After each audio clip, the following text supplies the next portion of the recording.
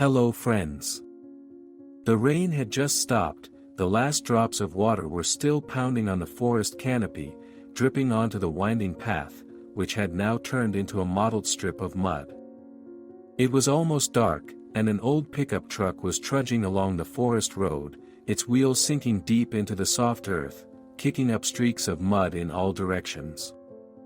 A middle-aged man in a faded jacket, who was driving, was trying to move slowly in order to return home after a long trip.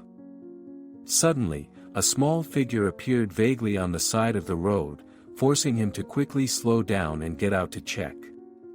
There was a yellow, furred dog lying on the ground, covered in mud.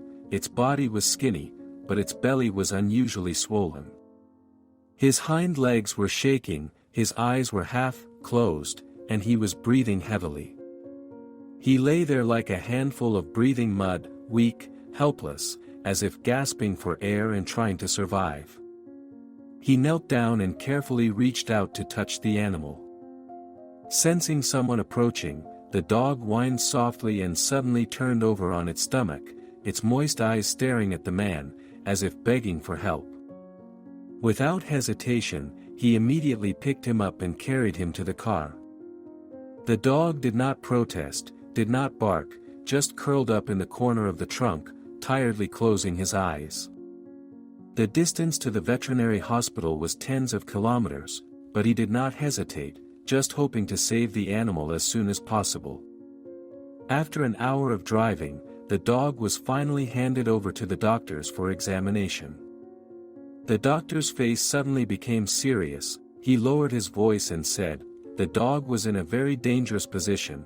She suffered for many hours with childbirth, the amniotic fluid was almost gone, and her cubs were at risk of suffocation." An oppressive silence reigned in the room, everyone's faces were full of anxiety.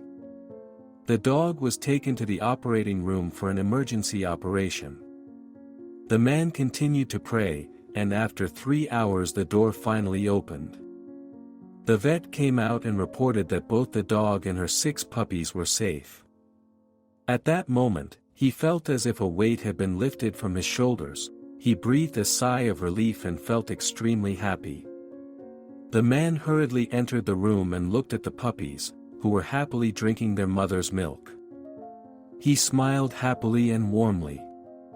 At that moment, he suddenly realized that sometimes you don't need anything big to be happy.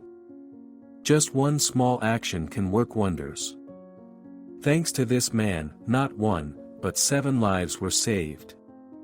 He wasn't a hero, he was just an ordinary person who decided to do a good deed at a time when many others might not notice him.